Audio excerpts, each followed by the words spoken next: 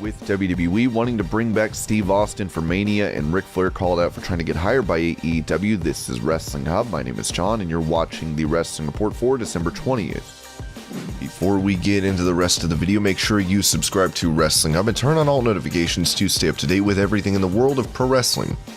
Also, don't forget to follow us on Instagram at Wrestling Hub Official and also follow us on Twitter at Wrestling_Hub.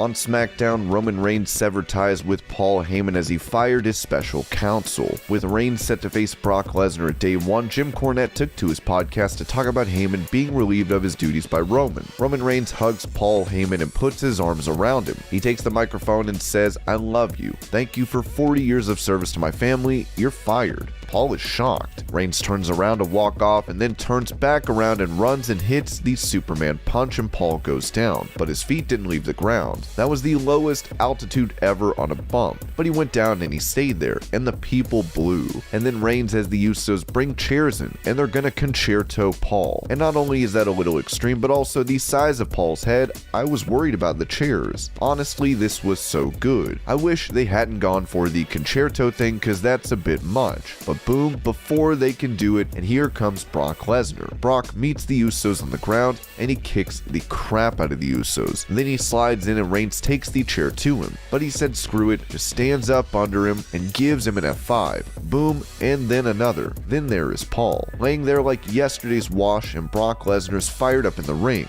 That was an angle. I mean, that's wrestling.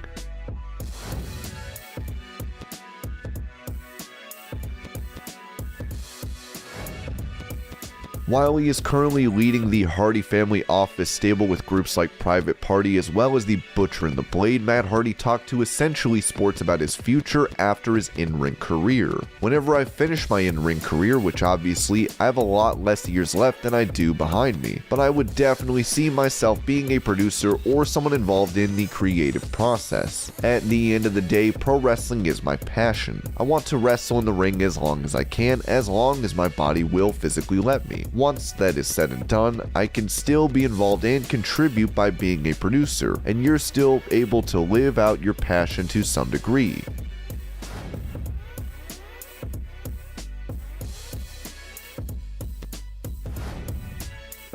In that same interview, Matt Hardy talked about how approachable AEW President Tony Khan is compared to WWE Chairman Vince McMahon. "I think AEW is very special because the mentality AEW uses, starting from Tony Khan all the way down, is really just come in, do your job, work hard, be part of the team, and let's make this product as good as possible. They don't really try and force people into a hierarchy. They don't try and reign by fear. And everyone is allowed to feel comfortable. If you have an issue, you can talk to anyone. Tony Khan is so accessible. If you need to address Tony Khan, then you can speak to him. Where at WWE, it's quite the opposite with Vince. Vince is very hard to be able to speak with. And Tony, I just feel like Tony has the current mindset of the wrestling fan in 2021. So he can kind of make that come alive through his wrestlers and the way he puts together and book shows. It's just a comfortable family environment where everyone feels like if you need to speak out, if you need to address something, you can. Everyone is comfortable in AEW, and it really does feel like a really big family. They're both ridiculously hard workers. There's no doubt about that. Vince works his ass off.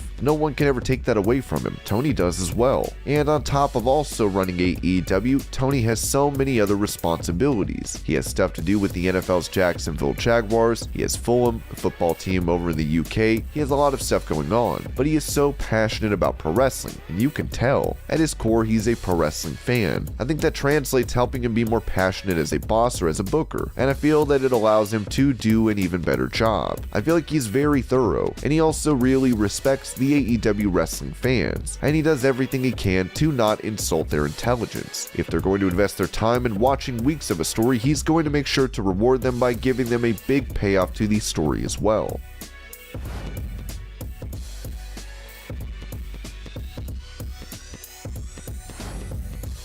Despite many thinking we could see the Nature Boy in AEW after he left WWE, Ric Flair would be surrounded by controversy due to the Plane Ride from Hell documentary. Not only that, Flair has given opinions on his podcast that fans don't appreciate, like him saying Bryan Danielson's in-ring skills are okay. Now, Jim Cornette has addressed those comments, saying this on his podcast. He might want to make Triple H happy, because they are friends, or used to be friends, is why he would say that about Bryan Danielson. Why would someone like Ric Flair, that in any other lifetime would not wipe his feet on Kenny Omega after what he has done? And suddenly, it is because of his match with the prospective son-in-law, where he's hoping that Kenny Omega would get him into AEW because he's the EVP despite the bad publicity? Why would you make such an outrageous statement when people themselves can see that Danielson is so many levels ahead of Omega?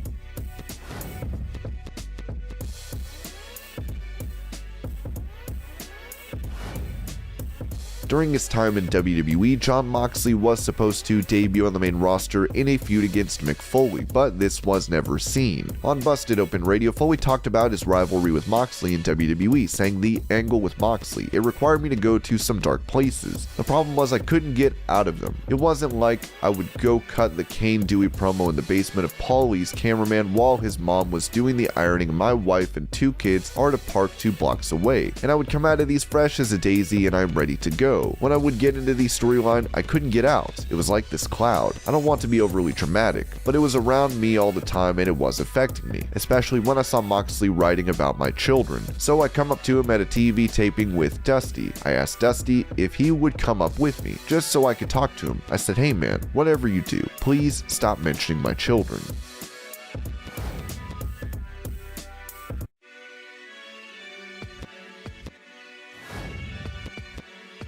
Many are aware of the backstage shenanigans that have taken place in pro wrestling. With Steel City Con, JBL mentioned how The Undertaker once pranked Big Show. We were in Europe and I was in the ring and somebody, I'm not going to say who, it could have been his brother. He had an idea. When Big Show came out, they would stop his music and play Shrek's theme music. So I'm in the ring for a triple threat match with Kurt Angle and Kurt's not in on it. The dead man was by the music booth arranging it, and when Big Show hears the music he turns around and his face is red. It's like a giant red tomato, like a 540-pound red tomato. And Kurt Angle goes, what is that? I go, Shrek's theme music. And he goes, oh my god, he's going to kill us. Listen, I did it. I'm going to take the blame for it. He goes, thank god. Big Show gets in the ring and I say, I swear to god, Kurt Angle did it and I had nothing to do with it.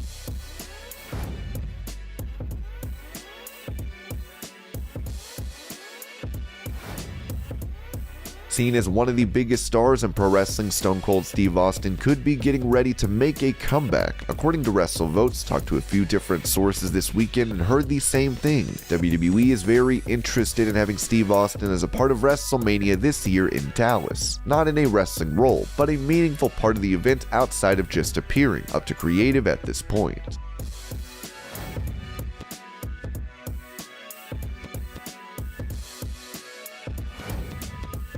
For the past few months, fans have been turning on Cody, with them calling him names and even throwing his weight belt back at him. On Keeping It 100, Disco Inferno criticized Rhodes for forcing himself on fans as a babyface. Conan and I believe that he does come across kind of on TV as off-putting, and the fact that he is essentially trying to force himself as a babyface on everybody's throat is genuinely off-putting to the fans. I think we would all agree that Cody maybe takes himself too seriously, but he really should be a heel right now.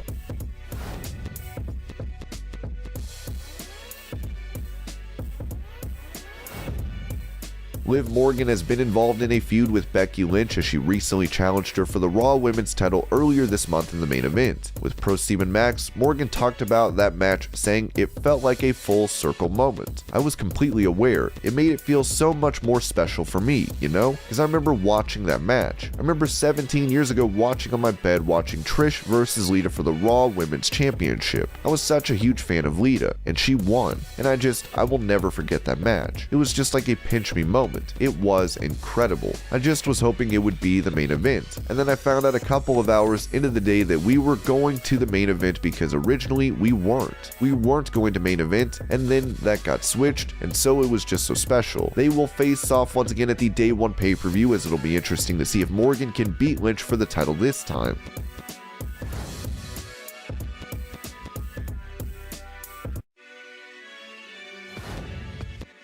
In an instant classic on Dynamite Winter is Coming, Bryan Danielson took on Hangman Page for the AEW World title, which would end in a draw after 60 minutes. On his podcast, Jim Cornette spoke about this match and criticized the former AEW champ for being incapable of having a bout like this. So Page is selling like a champ, and Danielson is a heel, and this thing is building still at 40 minutes in and keeps on building. This is what Kenny Omega is not capable of whatsoever. An athletic contest with professional wrestling and not phony video game BS and a complete and utter lack of logic. This is exactly why Omega is not the best wrestler in the world, never will be, never has been, and that is why wrestlers such as Danielson have a claim to be in that conversation. He is doing what Kenny Omega has not been able to do in 2 years. With Kenny Omega taking time off from wrestling to have surgeries and heal from injuries, fans are sure to be excited when he makes his return.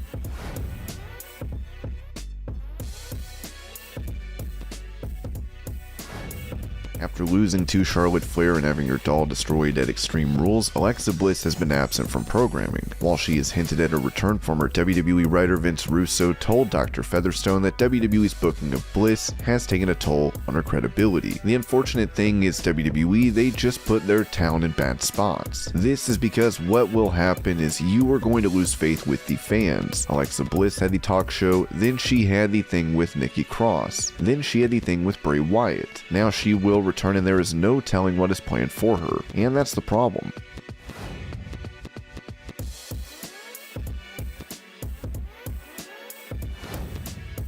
After Sammy Guevara announced that he and his fiancée had split, many fans began to suggest that Tay Conti was dating Sammy, as both AEW stars would end up trending on Twitter. This would cause Conti to deactivate her account, with a statement being released on her behalf. This is Tay's management team writing to let you know Tay is doing good, but will be stepping away from social media for a couple days. In the meantime, we will be posting on Tay's behalf throughout the week. This includes normal posts, as well as some sponsored posts that we have already recorded earlier in the month that must be posted this week. Sammy had responded to this backlash, letting it be known that his previous relationship came to an end in October and that no one else had anything to do with it. And this was your pro wrestling news update. I hope you're all having a great day. Thank you so much for watching, and I'll see you later.